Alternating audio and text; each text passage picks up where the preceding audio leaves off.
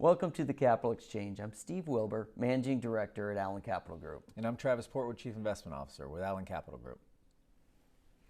Travis, last Saturday Santa came to town, but he didn't bring lumber prices. The Grinch stole that, and he brought lumber prices to town. Lumber prices shot back to $1,089 per thousand board feet. That is how the industry measures it. I don't have a clue why or how.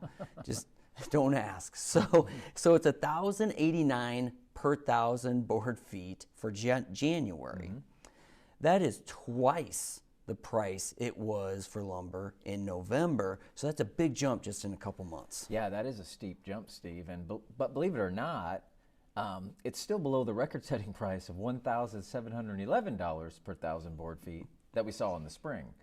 And we kind of have another perfect storm brewing or developing that's creating a spike in lumber prices. We'll discuss a few factors here. We can't get into all of them. First, we've had a warm fall, which has extended the building season. So wood buyers are trying to load up on inventory, fearing that the price is going to go up more, and they're also fearing maybe supply shortages in the future. That warm fall has also contributed to flooding in British Columbia. And that flooding has cut sawmills off from the forests where they get the wood. And it has also cut the sawmills off from the consumers who they deliver the wood to. So they've pulled back on supply right as demand has been jumping up. You know, Travis, another factor in this perfect storm that you're talking about is house price inflation. Anyone who owns a home has seen the increased value of their home. And that has led to what I call found money for these people to put improvements, remodels back into their house. They either took a home equity loan or refied their house and cashed out some to be able to make these improvements that I'm talking about, which again does increase the demand for the lumber just when the supply is actually decreasing. Yeah, so you mentioned inflation, Steve, which we've seen, like you said, in home prices or in asset prices in general, and also where it hurts, and that's the food, goods, and services that we consume. And the Federal Reserve has shifted their stance on inflation. Last week, the FOMC, or the Federal Open Market Committee, said they plan to taper asset purchases faster than they first announced.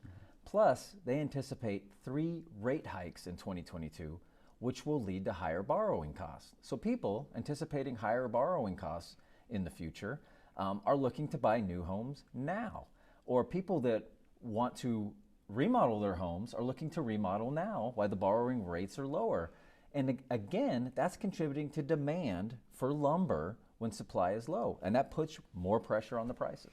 Yeah, Travis, you mentioned raising rates. And you mentioned that there are 3 rate hikes next year, and let's just say that's going to be 25 basis points or 0.25% each time the Fed does a rate hike. You still are talking about a Fed funds rate of only 0.75% or 75 basis points, which still is historically low. Now, you've mentioned in the past that I'm 50, or at least made or indicated that.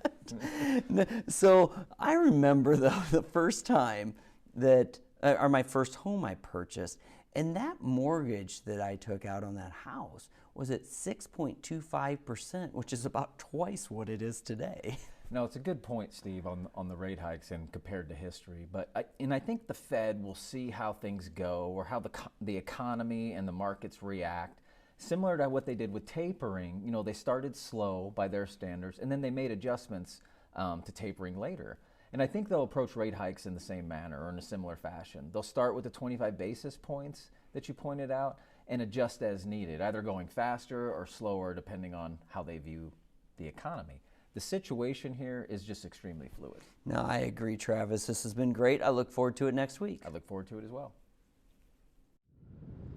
Thank you for watching this week's Exchange. To make sure you don't miss out on future discussions, please follow us on social media. Make sure to like and share our videos, and we'll see you next week.